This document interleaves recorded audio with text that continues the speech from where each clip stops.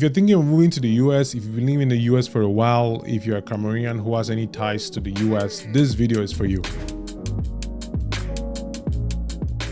My name is Kamga. I'm a Cameroonian. I've been living in the US for, by the end of this month, it's going to be 5 years since I moved from Cameroon to the US. A lot of things have happened during these 5 years. Today, I really just wanted to share 5 things that have changed my perspective. 5 things that I no longer see the same since I moved to this country. 5 things because 5 years. So number 1, marriage. What did I think of marriage when I was moving to the US? I was clueless, to be honest. I was clueless about what it takes, about the different roles that a husband and a wife have, about the different requirements, both physically, emotionally, financially, spiritually, the psychological implications of it, the financial implications of it, the cultural implications of it. In Cameroon, when you see people are married, it's like, the husband is basically telling the wife what to do. They are married for years. Like, divorce is not a thing in Cameroon, or at least it wasn't at the time. I had not heard about the divorce rate in America. I hadn't heard about how difficult it is to stay married. I heard about the effects of feminism, or at least the new age feminism, or the red pill. Like, I did not know about all these things that have affected the way I see marriage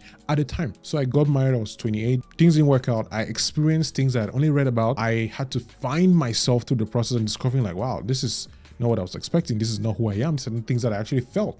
Like, I discovered, for example, I discovered aspects of my masculinity that I did not think about and I wasn't prepared for. And so ultimately this marriage ended, and like every good relationship that ends, you start regretting things and start wondering what could I have done differently, and then you dive into this world of consuming content about relationships. I had an innocent view of marriage, about this thing of people who love each other will always stay together. It's supposed to be a friendship. It's beautiful. It's amazing.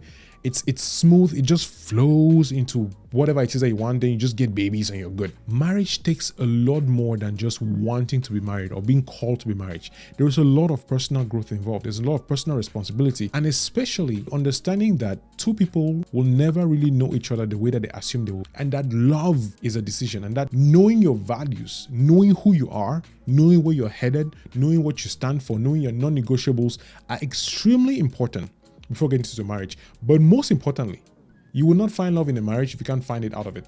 In the sense that if you're not okay single, like I know this now, if you're not happy and comfortable and feeling fulfilled in many areas of your life single, you will come into the marriage with the expectation that someone is going to fill that role, and you're going to be grossly disappointed. Number 2, money. So money is not something that I struggle with. And I don't mean this in a condescending way. Like, my parents are not exactly rich and they're not exactly broke. Like, with middle class family sent to boarding school, money was not something that I really thought about in terms of how much money do I want to have?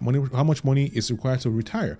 How much money do you actually use? Like, the idea of budgeting, figuring out how to save money, investing. Bro, I did not know about any of that thing. Because also, Cameroon is not a country where you think about investing. Like, where would you invest? Which stock market are you talking about?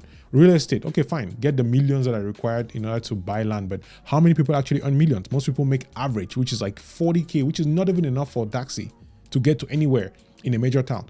So thinking of money in that long-term way was not something that I really thought about. I didn't really have this view of you can, get a job, start a side hustle, save money, invest that money in the stock market, buy assets, increase your income, work harder, switch from job to job, gain high income skills. Like, all these conversations were not things I was talking about. But the biggest one I think that really stands out was the idea of credit. In Cameroon, there's no credit system. In the US, there is a credit system. So one of the mistakes that I made, and by the way, let me know if you want me to make more videos where I talk about the mistakes that I made when it comes to money or relationships or whatever in the US. Let me know. One of them I'm thinking about, actually have some notes, is building credit, mortgages, notes, like all those things that I've learned by myself because of having to live in the US alone. One of the things that I really picked up was credit. I had to get a credit card and actually understand how credit works to be able to build your credit score. These are things I did not think about. In the US, for example, you can actually use money that you don't have, and if you're not smart, you can pay interest on that money and stay broke for a very long time. Not understanding credit was something that I didn't know.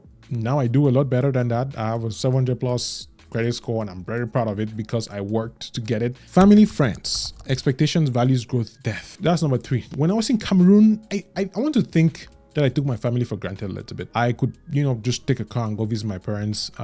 All my siblings were there at the time. My younger sister who died was alive. I would sometimes organize hangouts, and she was always busy. Michu was always busy, always going to go and do something. She was always up in the air. And that's something that I actually miss, just hanging out, eating, and having the time. I didn't realize how important it was at the time to be connected with family, to actually have, beyond the blood, have real relationships with the humans that were my siblings, have like actually understand like where is this person coming from, what are their goals, their aspirations, their dreams, what's their personality like, not just, oh, I'm the big brother and you listen to me and I tell you what to do and you do what I tell you. Oh, you're my mom, you're supposed to do this, you're my dad, I expect you to do this. What I didn't know at the time was really understanding these human beings that were my parents and the human beings that were my siblings and the human beings that were my friends and the struggles that all these people go through. I took a lot of that for granted, the ability to be present for me, the ability to connect with me, and the ability to, not even the ability, but like the fact that they liked and respected and honored me, that they actually enjoyed being in my company and just laughing and having fun. My fondest memories of time in Cameroon were when I was with friends. Ladies and gentlemen, without much ado, we'll welcome Basi and me. When I was with family, like Christmas days when my sister will cook, or the birthday that I celebrated here with my mentor Alex and Jod and Harry, and I think I enjoyed those moments. But looking back now, I feel like if I had understood the value of those relationships, the value of that physical presence, I probably would have spent a lot more time and being a lot more intentional with doing that. And that's something that I do a lot more now. Like right now, I don't have many friends. In fact, I don't even want friends anymore. I was talking with my friend Dan yesterday. We talked about the fact that when you get older, you actually are very skeptical about friends because you understand that it's important to have a smaller circle of people that you really trust, people that you really care about, people that you can count on, not just financially, but people who pray for you, people who give you good advice, people who admonish you when you do stupid things. And it's important to be able to make that distinction. At the time, I don't think I did. I think I took a lot of things for granted. I still have a lot of friends.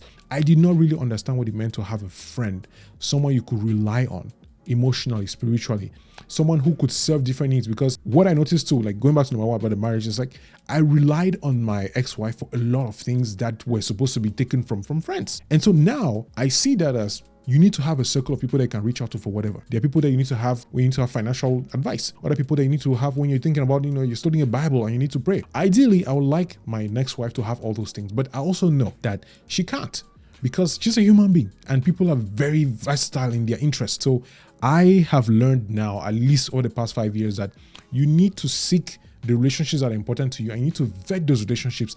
But most importantly, you need to pour into those relationships without expectation. Now, this is a part that is getting a little bit tricky because as much as you want to get these things out of these relationships, these friendships and this marriage and all that, underlying, and I'm looking at it from the Christian lens, is that you have to love unconditionally, which is very hard. But you have to love and keep at the mind of your mind, like, I love this person because I love them. Because they will change. They would annoy you, they will grow old, they will get fat, they will change, they will do stupid things. If you love somebody and you choose to love this person, then love them. And really love them, because if you have a reason to love somebody, I can assure you one day that reason will change. And does that mean you'll stop loving them? I don't know. So when it comes to friends, family, my view has changed a little bit on that now. Number 4, this one, I like this one because it cuts across nearly everything. It's called the human experience. Sometimes there are people who do something stupid when they're young, maybe 12, 10. Maybe they were born without a parent and they had to fend for themselves. So they found this gang that allowed them to be able to get bread, and they hung out and they felt a sense of community. And then without knowing, they found themselves in a situation where they were breaking into a house or doing something like a petty crime. They get locked up at this young age, and that is on their record for the rest of their lives. So even when they get older, maybe they're 22 or whatever, and try to get a job, like a legit job, like they're no longer that kid. When they look at their record, they've been incarcerated once, that's it. They never get a proper job. And so they find themselves in a situation where they cannot earn enough money to have a life. They cannot earn enough money to pay their bills. They cannot earn enough money to do anything. And they are basically sitting on the street homeless. And that's just one scenario. There are people who lose everything. For example, a man could get a divorce and the court basically tells him, you have to leave the house and leave everything. And their life is shattered because emotionally they can't handle. Maybe they don't have their kids anymore. The human experience for me when I was in Cameroon was, Cameroon sucks. We don't have a government. You do what you can. For me personally, it was a little bit different because I was in the creative industry. So I knew people in that space who were doing a pretty good, we're not exactly having millions, but they could make a living out of it. I could see the potential for creativity in Cameroon. I could see where that was going to go. So I wasn't very bothered about that. But I wasn't seeing the impact that the government, that the politics could have on an individual directly. I didn't see the impact how a system could change somebody's entire life and make them homeless and unable to get a job. I couldn't see how the system was built in a way that the way you experience money, the way you experience relationships, the way you experience stores, people, neighbors, could be so in a bubble that if you don't get into that bubble, you will never understand it. Before coming to America, I did not understand what that human experience was for people living in America. I did not understand debt, for example. I did not understand marriages, relationships, relationships, just the idea of like traveling in planes. All that experience was very different from Cameroon, where it was a little bit limited. You know, you take the bus and you sit there for like 6 hours and you're squeezed and it's hot and the roads are bumpy and you have to give bribe. Like it was a very different experience for me back then. Moving here now and experiencing this now, I can compare and contrast. I'm like, wow, it's not that it's better or worse. It's really different. Now, are there instances where it's better? Do you get more opportunities in the US? 100%. That's one thing to that changed for me, because when I moved here, one of the things I kept saying was, it doesn't matter where you are, if you're able to be entrepreneurial, you'll be fine. I no longer agree with that statement, because I realized that the system in the US is set up for people who want to work and who understand how the law works and can make it work for them. In Cameroon, you can be very smart, very entrepreneurial, very all the things, and still fail because somebody just doesn't like you, or somebody doesn't like your last name because you remind him of a tribe of his ex side chick who refused to sleep with him. Final one, work. Work is something that in Cameroon, I worked at different roles. So one of my first jobs was as an event manager / social media person. And here I've been working remotely since 2019. I love my job. I've loved all the jobs I've worked because it give me that experience, opportunity, or just increase my income over time. And one thing that I noticed is how in the US, it's so much more about the result, at least at the level where I am. Now, somebody who's working at McDonald's or places where you get minimum wage will probably tell you something different. I've not had that experience. I've been very lucky and blessed to not have that kind of experience, because the jobs that I've done really require me to actually have specialized skills that allow me to do what I do. Right now, I'm a Salesforce admin. Because of the knowledge that I have and the ability to do the job, I get to honestly dictate my salary. I don't dictate my salary, but the industry dictates the salary, and your skills dictate how well you do your job and the way you collaborate with people. So work here is a little bit different. You can find work. You can basically change your career in like 6 months to a year if you really want to. And by the way, if you're interested in that, let me know in the comment section. If you're an immigrant, someone who just moved to the US and you're looking to change and switch to like Salesforce or something, let me know. Send me an email, message, whatever. It's something. Let's talk about it. My experience in Cameroon was that getting a job in Cameroon was difficult. Even now, at least what I've heard and things I've experienced from other people, employers treat employees like slaves who need to get work, and they will do whatever they want to make their lives miserable. That's not been my experience. I was lucky to find people who really enjoyed my skills. But one thing that I'll say is this: I always had skills that people wanted. And I can expand more on that in a video at some point. But the thing that I noticed is that when you have the skills, wherever you are, you'll be fine. But in Cameroon, the skills don't only allow you to do that. You can have skills and people will use you. In the US, people will pay you for those skills so you stay with them. Those are the 5 big buckets of things that I now see a little bit differently from back in Cameroon. Hoping to hear your comments. Let me know what you think about this. Let me know if you like this style of videos. Let me know if you want me to share more about any subject. I am looking forward to your comments, especially when it comes to money, work, relationships, family, all that good stuff. So here you would see a video that I made recently about something cool. And here you will see a playlist about something cool. And right here, you probably see my subscribe button. So go ahead and subscribe. Thank you so much for watching. God bless you.